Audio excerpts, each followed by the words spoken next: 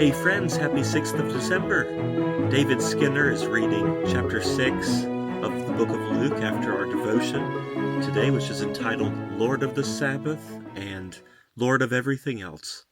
But first, do me a favor. If you will let these videos play to the end, the YouTube algorithms are much more likely to recommend them to others.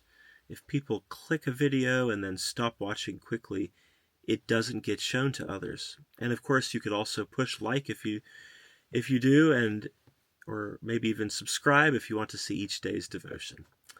Tomorrow in church, we begin a new series, which I'll just introduce to you now.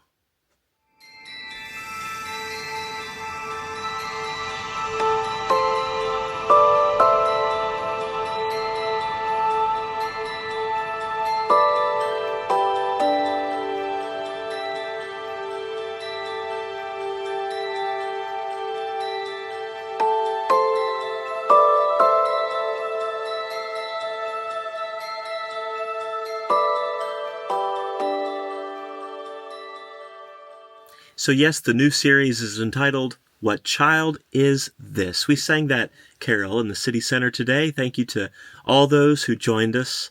One of my favorites that we sang also was, God Rest Ye Merry Gentlemen.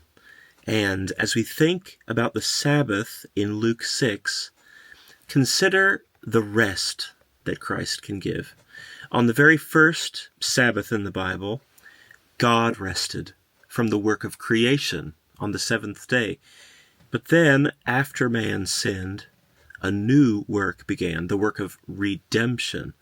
And that was the work Christ came to do. And he would not rest from that work.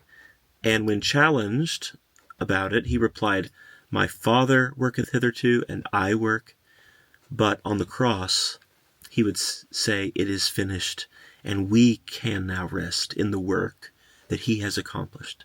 So he is Lord of the Sabbath, and he's Lord of everything else. In Luke 6, this is a great chapter if you've ever wondered what it looks like to follow a master who is completely upside down from the world. The chapter will open on a couple of Sabbath days that set the religious leaders all on edge. The first Sabbath scene in the chapter is the disciples walking through a cornfield, rubbing grain in their hands to eat because they're hungry, and the Pharisees pounce on that and say, Why do ye that which is not lawful to do on the Sabbath days? And Jesus answered, The Son of Man is Lord also of the Sabbath. The second Sabbath scene is Jesus teaching in the synagogue, and there's a man with a withered hand, and the scribes and the Pharisees are watching like hawks and wondering if he's going to heal on the Sabbath so they can accuse him. And he knows their thoughts, of course, and he calls the man forward and he asks one devastating question. Is it lawful on the Sabbath days to do good or to do evil, to save life or to destroy it? And then he says, Stretch forth thine hand. And the man does, and it is restored whole. Well, the religious leaders are filled with madness, and they start plotting in this chapter already what they might do to Jesus. Well, right after this, Jesus spends all night in prayer on a mountain, and he comes down at daybreak, choosing the 12 apostles. And then, here's the beautiful detail that Luke gives us. He descends with them and stands in the plain or on a level place, verse 17. And there's this massive crowd pressing in from Judea, down south, Jerusalem, even the Gentile coasts of Tyre and Sidon. And they've all come to hear him and to be healed. And verse 19 says, the whole multitude sought to touch him. Could you imagine the scene? For it says, for there went out virtue out of him and healed them all. Never has the world seen anything like it. And right there, in the chaos with thousands of desperate and sick and even demon-possessed people pushing in, power flowing out of him. But then most importantly, in that scene, Jesus turns to his disciples and starts teaching what we call the Sermon on the Plain. Love your enemies.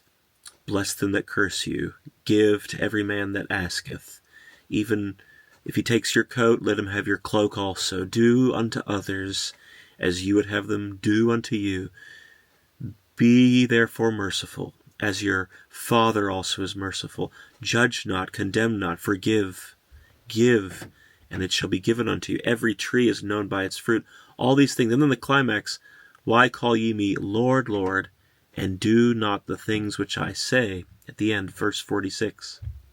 And then he tells the story of the two house builders, as he did at the Sermon on the Mount, and one on the rock, one on the sand, and says that the difference shows up when the storm hits. So what's going on here? Why teach the hardest sermon ever in the middle of possibly the loudest and messiest crowd imaginable? Well, I think Jesus is doing exactly what he is telling. He's showing his disciples in real time what the words look like with skin on. He's the Lord of the Sabbath, so mercy triumphs over man-made rules. He's healing Gentiles and Jews alike on a level place. His kingdom levels every social peak or valley. He's letting the broken and the demonized touch him because he came for the poor and the prisoner and the mourning and the hated. Verse 20 to 22. He's loving the unlovely. He's giving without expecting return. He's refusing to curse those who will soon be crucifying him, because that's what the citizens of his kingdom do. He's demonstrating it on the greatest scale. And he delivers this whole sermon surrounded by people who are literally being made whole the moment they touch him. And so nobody can say that's impossible. They know everything he says is possible because of what he does. It's happening right in front of them. I think my favorite verse is verse 19 in this chapter. The whole multitude sought to touch him, for there went virtue out of him, and healed them all. Every single person who came to Jesus in Luke 6 walked away healed. Everyone was whole. And that's what he can do spiritually. And one day, of course, he'll finish and he will heal us all physically. Sometimes it happens in this life, sometimes in the next. But friends, the same Jesus is still Lord of the Sabbath, still Lord of the different storms.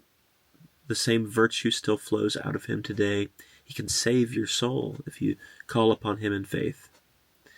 You can't touch him physically, but you can reach out to him now in prayer and ask him to save you. And he's still looking for also disciples who will show that same mercy, sacrificial giving love, and actually then build their lives on the rock of his words. Not just admiring the words, but build on them. Because the disciple is not above his master, Jesus says. If they hated him, they'll hate us. If he loved them anyway, we must as well. So let me leave you with the question Jesus asks on that level plane. Why call ye me Lord, Lord, and do not the things which I say? And may the answer, by God's grace, be different for us today than it was for the Pharisees back then. And let's rest in his power today. The Gospel of Luke, chapter 6. And it came to pass on the second Sabbath after the first, that he went through the cornfields, and his disciples plucked the ears of corn, and did eat, rubbing them in their hands. And certain of the Pharisees said unto them, Why do ye that which is not lawful to do on the Sabbath days? And Jesus answering them said, Have ye not read so much as this, what David did, when himself was an hungered, and they which were with him? How he went into the house of God, and did take and eat the showbread, and gave also to them that were with him. which it is not lawful to eat but for the priests alone. And he said unto them, that the Son of Man is Lord also of the Sabbath. And it came to pass also on another Sabbath, that he entered into the synagogue and taught. And there was a man whose right hand was withered. And the scribes and Pharisees watched him, whether he would heal on the Sabbath day, that they might find an accusation against him. But he knew their thoughts, and said to the man which had the withered hand, Rise up, and stand forth in the midst. And he arose and stood forth. Then said Jesus unto them, I will ask you one thing. Is it lawful on the Sabbath days to do good, or to do evil, to save life, or to destroy it? And looking round about upon them all, he said unto the man, Stretch forth thy hand. And he did so, and his hand was restored whole as the other. And they were filled with madness, and communed one with another what they might do to Jesus. And it came to pass in those days that he went out into a mountain to pray, and continued all nights in prayer to God. And when it was day, he called unto him his disciples.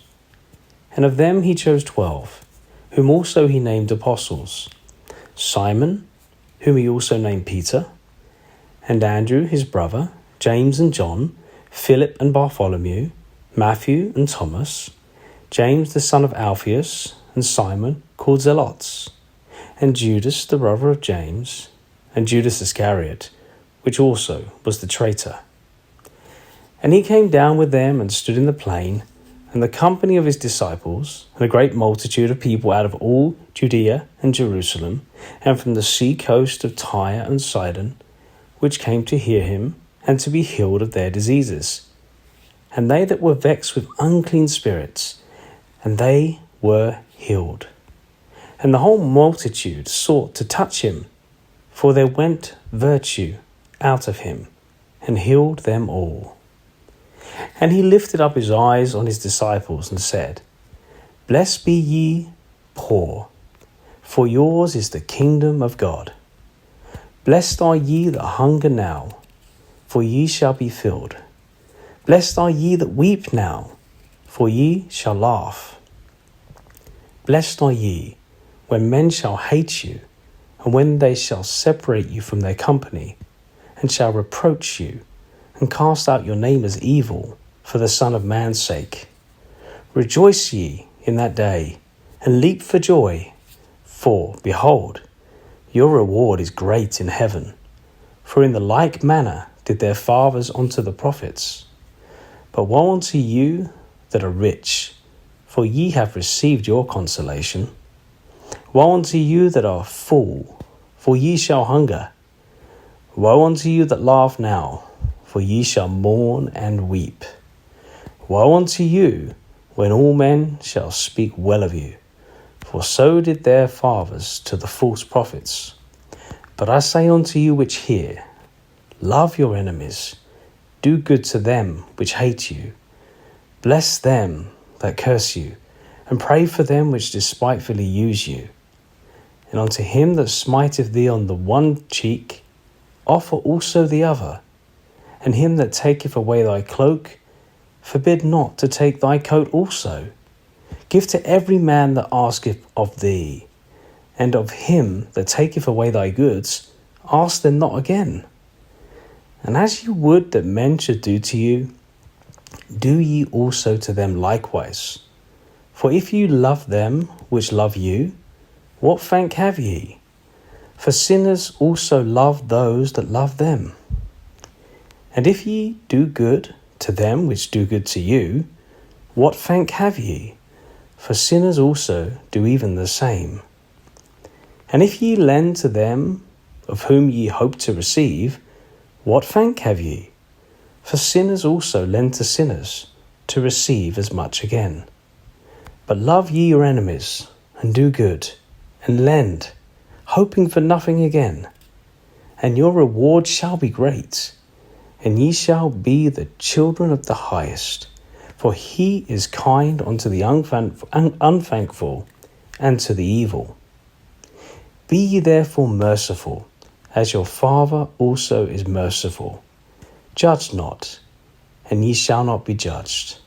Condemn not, and ye shall not be condemned. Forgive, and ye shall be forgiven. Give, and it shall be given unto you. Good measure, pressed down, and shaken together, and running over, shall men give into your bosom. For with the same measure that ye mete withal, it shall be measured to you again. And he spake a parable unto them. Can the blind lead the blind? Shall they not both fall into the ditch? The disciple is not above his master, but everyone that is perfect shall be as his master. And why beholdest thou the mote that is in thy brother's eye, but perceivest not the beam that is in thine own eye? However, how canst thou say to thy brother, Brother, let me pull out the mote that is in thine eye, when thou thyself beholdest not the beam that is in thine own eye?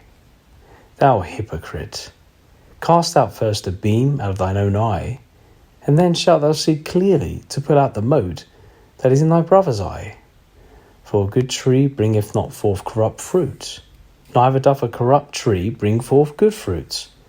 For every tree is known by his own fruits. For of thorns men do not gather figs, nor of a bramble bush gather they grapes. A good man out of the good treasure of his heart bringeth forth that which is good, and an evil man out of the evil treasure of his heart bringeth forth that which is evil. For the abundance of the heart his mouth speaketh. And why call ye me Lord, Lord, and do not the things which I say? Whosoever cometh to me, and heareth my sayings, and doeth them, I will show you to whom he is like. He is like a man which built an house, and digged deep, and laid the foundation on a rock. And when the flood arose, the stream beat vehemently upon that house, and could not shake it, for it was founded upon a rock. But he that heareth and doeth not is like a man that without a foundation built an house upon the earth, against which the stream did beat vehemently, and immediately it fell, and the ruin of that house was great.